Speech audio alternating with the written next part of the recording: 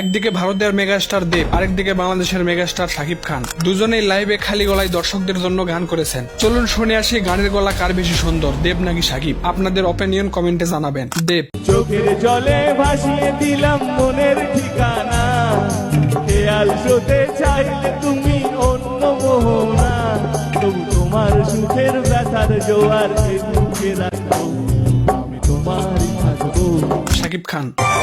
ওই চোখে চোখ রেখে অবলোক দেখে দেখে জীবন কেটে যেতে পারে,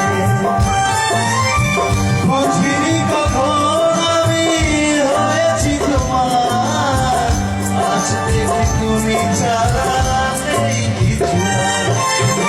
জাদু